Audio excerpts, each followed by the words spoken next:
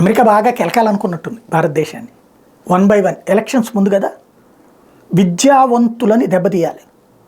ఇక్కడ ఉన్నటువంటి విద్యావంతుల ఆలోచన, ఎందుకంటే భారతీయ జనతా పార్టీ ఓటర్లు విద్యావంతులు ఎక్కువగా, వాళ్ళ సైకలాజికల్గా వాళ్ళ మీద ప్రెషర్ చేయాలి. వాళ్ళకి విదేశీ వ్యామోహం, విదేశీ ప్రేమ ఉంటుంది.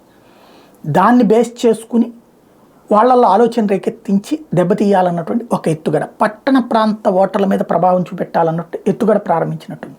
ఎలక్షన్ ఇన్ఫ్లుయెన్స్ పాలిటిక్స్ ప్రారంభించింది.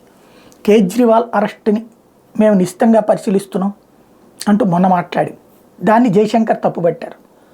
దానికి ఆన్సర్ చేసేటటువంటి సందర్భంలో కొత్త కాన్సెప్ట్ని తెర మీదకి తీసుకొచ్చింది.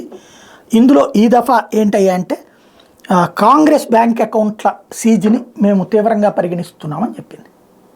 ఈ దేశంలో చట్టం ఉంది, ఈ దేశంలో న్యాయస్థానం ఉంది. దాని దాకా వెళ్ళింది కాంగ్రెస్ పార్టీ. ఏమన్నది? చట్ట వ్యతిరేకంగా అని చెప్పింది. పన్నులు ఎగ్గొట్టారు అని చెప్పినది ఇన్కమ్ ట్యాక్స్, అవును అని చెప్పింది కోర్టు. అది కట్టుకోపో అని చెప్పింది కోర్టు. మరి ట్రంప్ అనేటువంటి ఏకంగా దేశాధ్యక్షుడి అకౌంట్లనే ఫ్రీజ్ చేసి ఏడుపిచ్చుకు తింటున్నటువంటి వ్యవస్థ కలిగినటువంటి అమెరికా నీతులు చెప్పగలిగేటటువంటి అర్హత ఉందా దానికి? ఇక్కడ ఈ దేశం చట్టాల ప్రకారం నడుస్తుంది.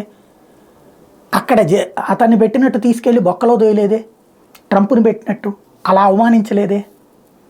కాబట్టి అమెరికా నీతులు చెప్పడం ప్రారంభించింది, గోతులు తీయడం ప్రారంభించింది.